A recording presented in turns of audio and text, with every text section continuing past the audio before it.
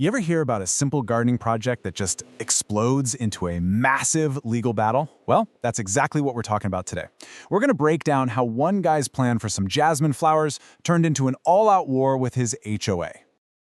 So, look, we all get why HOAs exist, right? They're there to keep the neighborhood looking good, maintain property values, all that stuff.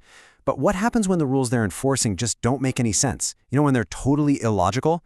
Well, this is the story of one homeowner who got caught in that exact spot and decided to fight back. All right, let's get into it. Our story kicks off with a guy named Stephen Christian. He's a homeowner in Phoenix, Arizona, and back in 2006, all he wanted to do was spruce up his carport a little bit. A pretty simple vision, right? So here was his plan, and it was actually pretty cool. He wanted to put up this 8-foot wrought iron trellis right between the columns of his carport. The idea was to grow some beautiful, fragrant jasmine all the way up it. You know, create this amazing living wall of green. And hey, he'd even seen a neighbor do something kind of similar, so he figured getting the HOA's approval would be a total cakewalk. Okay, before we go any further, let's pause for a quick definition, because this is super important. You're going to hear the term CCNRs.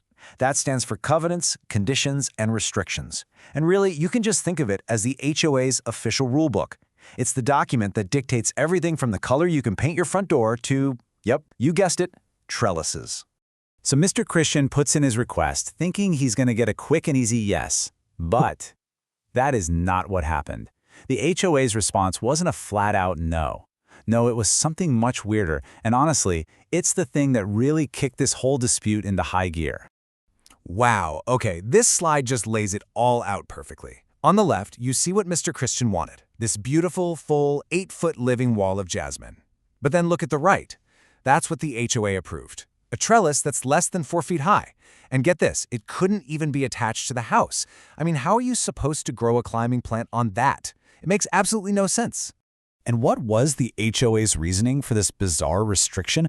Well, apparently a neighbor had a trellis that was only about 4 feet tall, so they just decided, poof, that's the new community standard. As you can imagine, Mr. Christian was not exactly thrilled with an approval that basically made his project impossible. So yeah, he decided he wasn't going to take this lying down. Now, Mr. Christian, he tried to be the reasonable guy here. He wrote a letter, just asking to talk to the board directly to sort this out. But instead of calming things down, the HOA's next move, well, it took this from a simple disagreement and turned it into a full-blown, serious threat. And here it is. The HOA's response was just a bombshell. They basically sent him a letter saying, hey, if you keep pushing this and we have to spend money on lawyers, you're going to have to pay for all of it. This wasn't a discussion anymore. It was a straight-up threat, designed to intimidate him and make him back off. But you know what? That threat totally backfired. Instead of scaring him into submission, Stephen Christian decided to double down. He took the fight to the next level and filed a formal petition.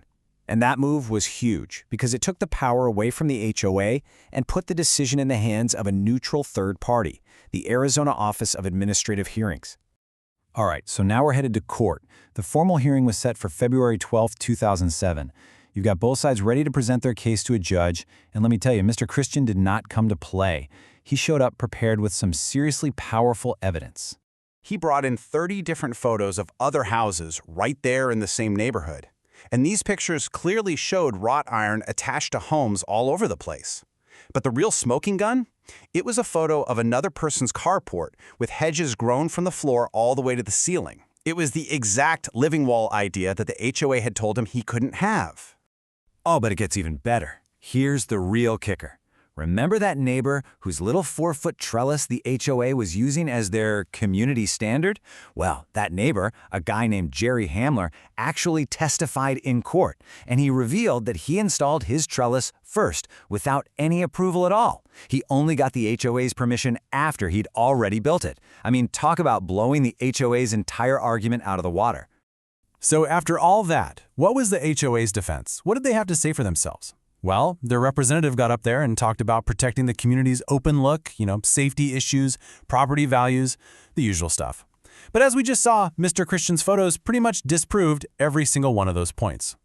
Okay, so the stage is set. All the evidence is in. You've got the photos, you've got the neighbor's bombshell testimony, and you've got the HOA's weak defense. Now, it was all up to the judge. They had to weigh the HOA's power against the rights of this one homeowner and just look at the facts. And the whole case really came down to this one really important legal concept: arbitrary and capricious. It's a fancy way of saying a decision wasn't based on reason or facts, but was just made on a whim, like just because. And understanding this is absolutely key to what happened next. And boom, that's exactly how the judge saw it. The final verdict was that the HOA's decision was, in fact, arbitrary and capricious. The judge basically said, look, your concerns about a closed-in look make no sense when there are tons of other homes with wrought iron, and especially when there's another guy with a full-on hedge wall right next door.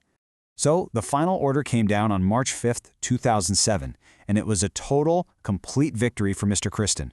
The ruling broke down into 3 awesome parts. 1, his request was granted. He could finally build his 8-foot trellis.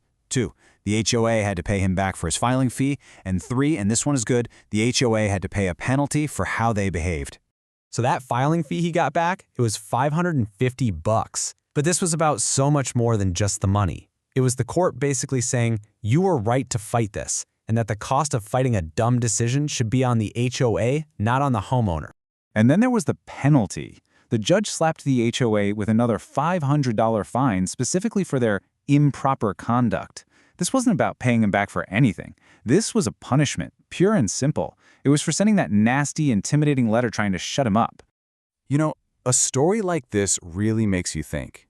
The whole system that's designed to protect a community's value can sometimes just go way too far, and it leaves us with this big question to chew on. HOAs are supposed to protect property values for everyone, right? But who's there to protect the homeowner from the HOA?